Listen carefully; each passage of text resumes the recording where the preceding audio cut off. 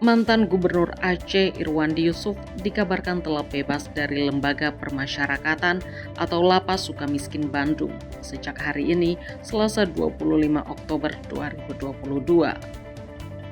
Kuasa hukum Dewan Pimpinan Pusat Partai Ananggro Aceh atau PNA Kubu Irwandi, Haspan Yusuf Ritonga saat dikonfirmasi anteroaceh.com membenarkan hal tersebut.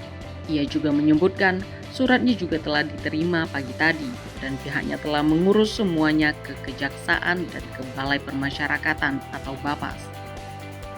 Sebelumnya diketahui pada Kamis 5 Juli 2018 lalu, mantan Gubernur Aceh Irwandi Yusuf ditangkap oleh Komisi Pemberantasan Korupsi atau KPK atas kasus suap proyek yang bersumber dari Dana Otonomi Khusus Aceh atau DOKA pada tahun 2018 silam.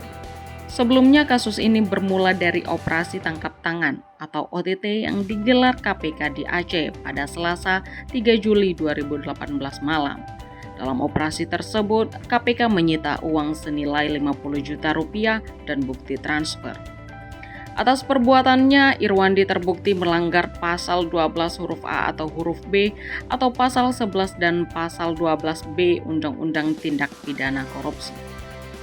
Sementara itu, Sekretaris Jenderal Partai Ananggro Aceh atau PNA Miswar Fuadi saat dikonfirmasi anteroaceh.com Rabu 26 Oktober 2022 mengatakan, mantan Gubernur Aceh Irwandi Yusuf dikabarkan akan kembali ke Aceh pada Jumat 28 Oktober 2022 mendatang. Setiba di Aceh, kata Miswar, pihaknya akan menyambut khusus kepulangan Ketua Umum DPP PNA tersebut.